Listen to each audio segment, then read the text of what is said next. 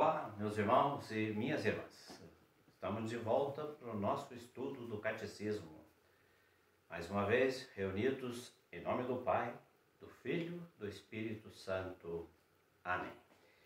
Então, nós estamos falando sobre o sacramento da Eucaristia.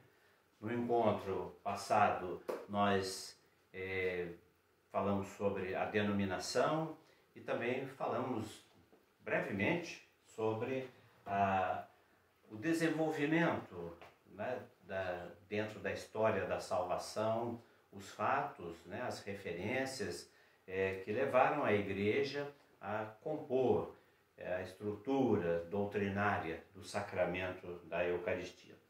Nós paramos no parágrafo 1340, falando da celebração da última ceia, onde Jesus instituiu a Eucaristia. Lembrando, né, que Jesus, judeu, obediente aos preceitos da sua doutrina, né, judaica, ele celebra a Páscoa. E essa Páscoa especificamente, ela vai ser o divisor de águas. Ela deixa para trás a Páscoa judaica e Jesus institui a Páscoa cristã, onde ele é a vítima, onde ele é o cordeiro imolado. Passando adiante, evoluindo, né, nessa reflexão, parágrafo 1341, ele aborda a questão da ordem estabelecida por Jesus. Fazei isto em memória de mim. Essa é a referência da instituição da Eucaristia, ou seja, essa ordem de Jesus preconiza que a celebração, né, deveria ser perpetuada pelos apóstolos. Então ele começa dizendo que o mandamento de Jesus para repetir os seus gestos e suas palavras até que ele volte não pode ser, não pode somente, né, melhor, não pede somente que se recorde. Então, vejam bem, meus irmãos e minhas irmãs, né, uma questão que o Padre Felipe sempre enfatiza muito bem, que a Eucaristia, quando nós celebramos a Eucaristia, muito mais do que fazer a memória desse fato, nós atualizamos esse fato. Ou seja, atualizar significa tornar ato novamente. Isso quer dizer que o que nós celebramos na Santa Missa é a mesma, né, é a mesma coisa, é o mesmo fato, é a mesma ação que Jesus realizou no cenáculo junto com os seus apóstolos. Diferente de comemorar um aniversário, comemorar uma festividade, porque os elementos, né, já não são os mesmos, mas a Eucaristia é a mesma. Por isso que nós vamos enfatizar isso e você vai perceber isso na leitura. Não existe uma multiplicidade de celebrações. Não existe uma Eucaristia, né? Você tem aí 50 anos, se você fez primeira comunhão com 10 anos, 40 anos de comunhão, você multiplicar isso, não, você está sempre recebendo a mesma Eucaristia, a mesma comunhão instituída por Jesus há 2000 anos atrás. A gente já falou sobre isso, né? Comentei com vocês sobre aquela série, né? O Túnel do Tempo. É como se a gente estivesse no túnel do tempo, né? O tempo todo lá no Calvário, lá no cenáculo, tá bom? Então, essa ordem, né, essa de Jesus propondo e determinando que se faça isso até que ele volte, visa a celebração litúrgica pelos apóstolos desse memorial, né, desse fato extraordinário que se faz memória, que se perpetua e que se atualiza a cada celebração. Supondo, né, que o universo tem aí inúmeros fusos horários, e a cada 4 minutos, segundo uma estatística, está sendo celebrada uma missa em alguma parte, né, do universo. Então, a todo momento, aquilo que Jesus instituiu lá naquela quinta-feira santa está se atualizando. não está sendo acrescentada mais uma, mais uma, mais uma. É sempre a única, primeira e única, tá bom? E, parágrafo 1343, ele fala que no primeiro dia da semana, né, se criou esse vínculo do primeiro dia da semana para se guardar a celebração da Eucaristia. Então ele diz, sobretudo no primeiro dia da semana, no domingo, dia da ressurreição, que os cristãos se reuniam para partir o pão. Atos dos Apóstolos, capítulo 2, versículo 42 em diante, fala da primeira comunidade cristã surgida no dia de Pentecostes, e ali fala que eles se reuniam em oração e para a fração do pão, que é um dos nomes da Eucaristia, como nós já vimos na página anterior, tá certo? Desde aqueles tempos, os cristãos se reuniam para partir o pão, e a celebração da Eucaristia perpetuou-se de tal forma que hoje nós a encontramos em toda a parte da igreja. Como acabei de dizer, nesse amplo universo, uma celebração há basicamente 4 minutos e, portanto, a Eucaristia é perpetualizada, tá certo? Perpetuada, perdão, tá bom? E no parágrafo 1345 tem um registro que é espetacular, né? Que é extraordinário, onde ele diz assim, a missa de todos os séculos. Vamos entender isso aí. Nós sabemos que a partir do ano 64, com o incêndio de Roma, determinado por Nero, iniciou-se uma perseguição sanguinária contra os cristãos. E os cristãos se tornaram marginais, né? Viviam à margem da lei, perseguidos, e quando presos, capturados, eles eram, né, na maioria das vezes, executados das mais terríveis maneiras. E então, os cristãos tinham que se reunir às escondidas. E essas reuniões nas catacumbas, nas cavernas, nos subterrâneos, essas reuniões geravam muitas especulações. Então, coisas abomináveis, né? E uma delas dizia que nessas reuniões se praticava a antropofagia. O que significa isso? Comer carne humana. Baseado no capítulo 6 do Evangelho de João, quando Jesus diz, né, textualmente, quem come a minha carne e bebe o meu sangue permanece em mim, aquele discurso que nós conhecemos, né?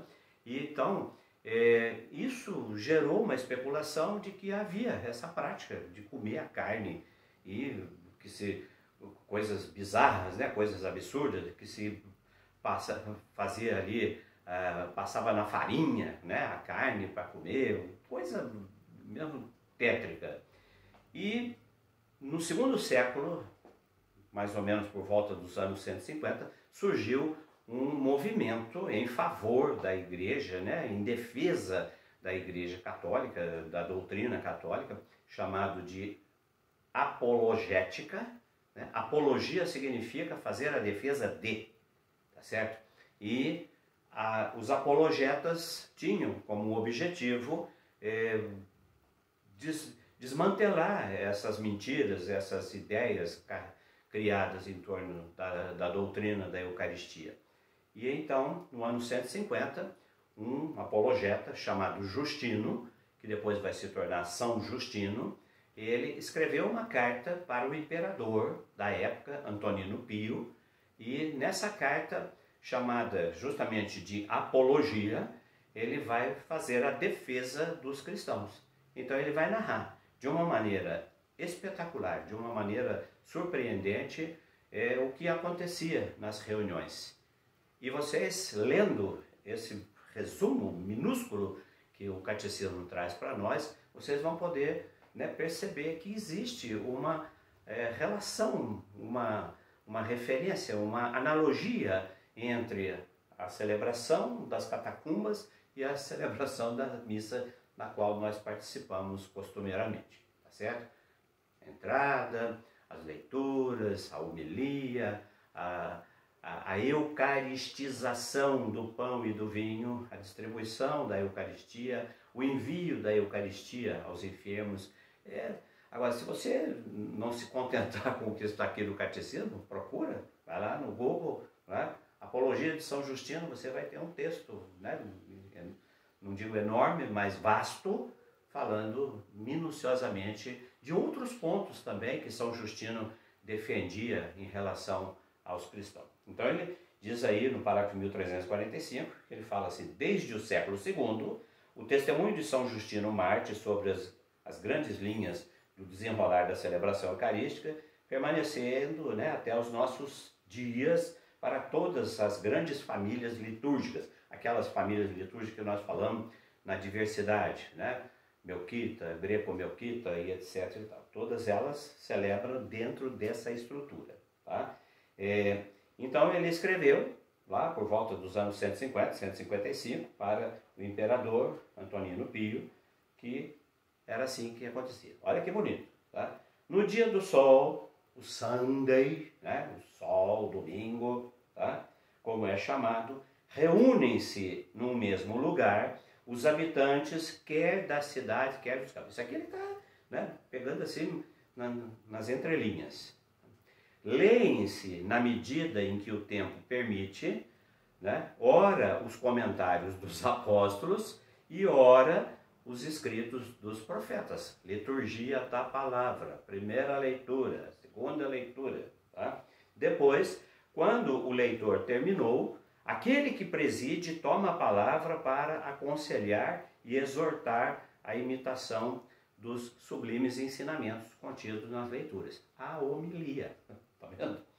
Em seguida, pomos-nos todos de pé e elevamos as nossas preces, a oração da comunidade, tá? Por nós mesmos, por todos os outros, onde quer que estejam, etc, etc. Quando as orações terminam, saudamo-nos uns aos outros com o ósculo, né? O beijo da paz, o ósculo sagrado.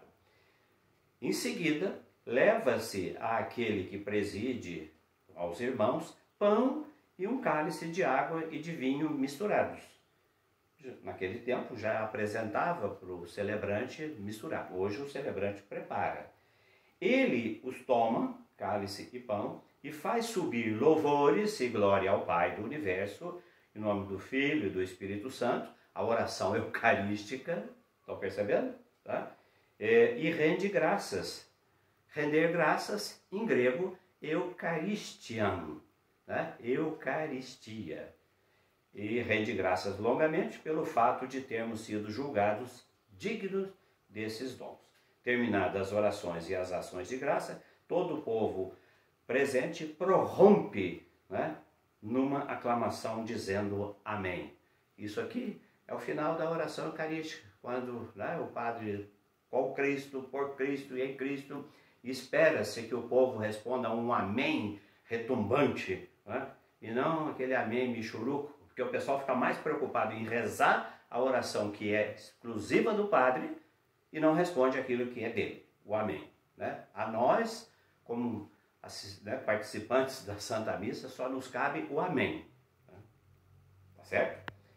Depois de o presidente ter feito a ação de graças e o povo ter respondido, os que entre nós se chamam diáconos distribuem a todos os que estão presentes pão, vinho eucaristizado e levam também aos ausentes por enfermidade ou por estarem, né, incapacitados. Perceberam? E aí ele conclui dizendo que a liturgia da Eucaristia desenrola-se segundo essa estrutura fundamental que se conservou ao longo dos séculos até nós. Liturgia da palavra, liturgia eucarística. Gastei um pouco de tempo hoje para poder, né, deixar bem esmiuçado essa missa de todos os séculos.